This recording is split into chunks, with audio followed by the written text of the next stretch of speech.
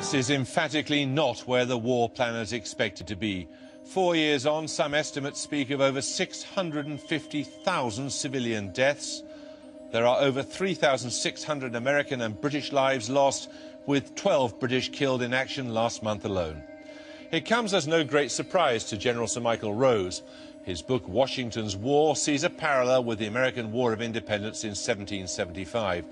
Then it was the British who failed to recognise the strength of the insurgents.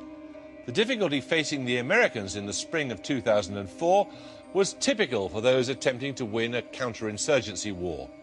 This was the problem faced by both Generals Howe and Clinton in North America in the 18th century, and by General Sanchez, the commander of the coalition forces in Iraq, 2¼ centuries later. General Rose says the Iraqis have been fueled by anger, by incidents like Fallujah in 2004 and the atrocity of Abu Ghraib prison, and he says the Americans have failed to recognise the level of hostility towards them.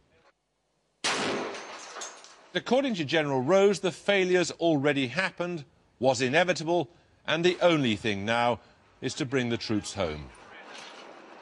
Well, General Rose is with us now. We're joined from Washington by David Rivkin, who's a former legal advisor to President Bush. General Rose, first of all, at a strategic level, what is the key mistake that was made in both wars? Not understanding the culture and nature of the people that we're up against. George III thought that the American colonists were just like the British, but of course they weren't after 150 years. They wanted their own independence, their freedom. They wanted to expand to the West. And in exactly the same way that George Bush thought the Iraqis would welcome the American troops, which they did face for a very brief period of time, both ultimately became regarded as a foreign invader. David Rivkin, what do you make of this comparison? I do not think it's apt. There's one thing worse than ignorance of history, according to Richard R. May, who is a famous Harvard historian. That's pop history. All due respect to a general, the Revolutionary War was not, repeat, not an insurgency, with exception of a sideshow in the South. It was primarily a war in which the militia, even before it was organized in the Continental Army, defeated the British regulars. It had absolutely nothing irregular about it. In regard to Iraq, the situation really is not that of insurgency either. In fact, we've done quite well on the insurgency front if you look at what happened in Anbar. After some fits and starts, our biggest problem is what General Petraeus calls mass casualty suicide bombings, which are very difficult to guard against. They're carried almost exclusively by foreigners.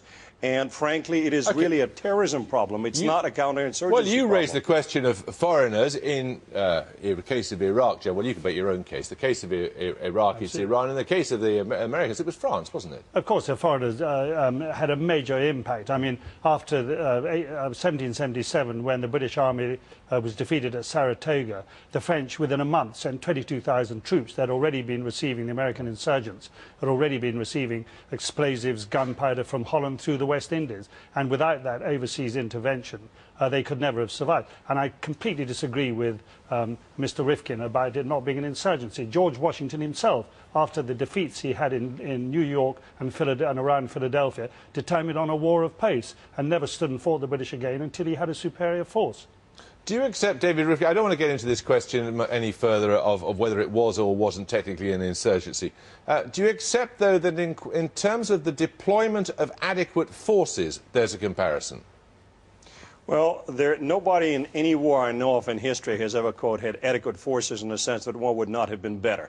I also do not know any perfectly prosecuted war, including World War I, World War II, Korea, 30 Years' War, et cetera, et cetera. The bottom line is this. Our biggest predicament, and this is where I disagree with a general, our biggest predicament is political. In every war, you have a chance, if you have a long enough political leash, a long enough timeline, you can adapt and use new techniques. General Petraeus, after 2.5 years of changes in strategy and tactics, maybe we should have done it sooner, but it took many years longer in World War I, frankly, to adjust, is finally gotten it right with regard to insurgency. In Anbar today, we have the Sunnis engaging al-Qaeda. The sectarian balance has died down. The problem is that we're running out of patience at home. This war is being lost, and a very serious danger of being lost politically at home. It has nothing to do with counterinsurgency. It has nothing to do with how many troops we have. General Rose, do you think the insurgents are right to try and get the Americans out?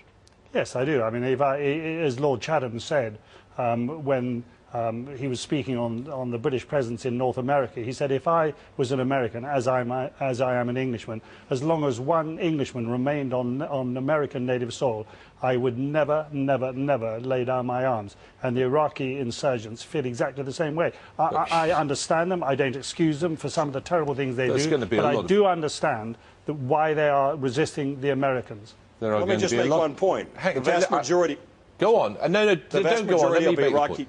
Let me make the point. There are going to be a lot of people in this country, General, who are very distressed to hear a senior, distinguished British military officer arguing like that and knowing that the consequence may well be the deaths of British and American service personnel. Well, I reject that completely. I mean, it's the soldiers who've been telling me from the front line that the war that they're fighting is a hopeless war, that they cannot possibly win it. The British nor the Americans can win that war. And the sooner we start talking politics, as Mr. Rifkin said, as soon as we start talking politics and not talking military solutions, the sooner they'll come home and their lives will be preserved. Far from sacrificing their lives, realism would actually save their lives. So admit defeat.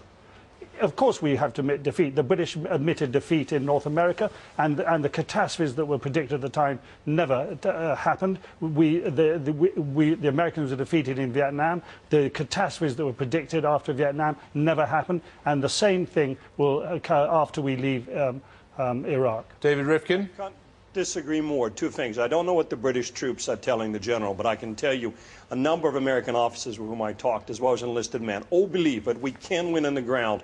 The notion that insurgency cannot be ground down is just nonsense, number one. Number two, if we lose in Iraq, it would be because of lack of stamina.